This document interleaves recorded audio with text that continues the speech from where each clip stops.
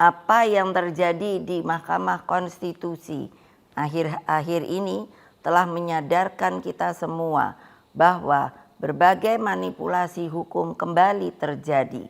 Itu semua akibat praktek kekuasaan yang telah mengabaikan kebenaran hakiki politik atas dasar nurani. Saudara-saudara sekalian, seluruh rakyat Indonesia yang saya cintai dimanapun kalian berada, jangan lupa kita adalah bangsa pejuang. Kita bangsa yang mampu mengatasi berbagai cobaan sejarah. Karena itulah dalam situasi seperti ini, mari kita kawal pemilu 2024 dengan nurani dan sepenuh hati. Kita jadikan pemilu 2024 sebagai momentum untuk mendapatkan pemimpin terbaik yang benar-benar mewakili seluruh kehendak rakyat Indonesia, mengayomi agar Indonesia menjadi bangsa hebat, unggul, dan berdiri di atas kaki sendiri.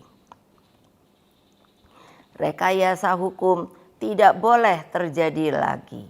Hukum harus menjadi alat yang menghadirkan kebenaran. Hukum harus menjadi alat mewujudkan keadilan.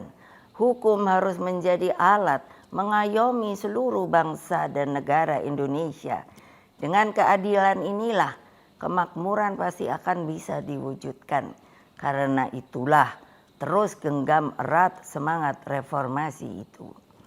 Jangan lupa terus kawal demokrasi berdasarkan nurani. Jangan takut untuk bersuara, jangan takut untuk berpendapat selama segala sesuatunya tetap berakar pada kehendak hati rakyat. Terus kawal dan tegakkan demokrasi.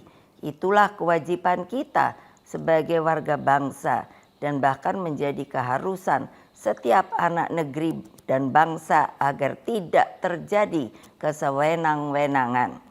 Sebab kedaulatan rakyat harus terus kita junjung tinggi. Pemilu yang demokratis, yang jujur, adil, langsung, umum, bebas, dan rahasia harus dijalankan tanpa ada kecuali. Rakyat jangan diintimidasi seperti dulu lagi.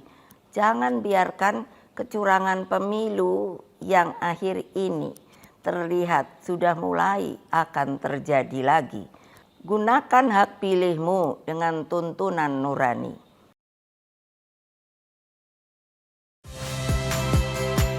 Saya Niluh Puspa. Saksikan program-program Kompas TV melalui siaran digital, pay TV, dan media streaming lainnya.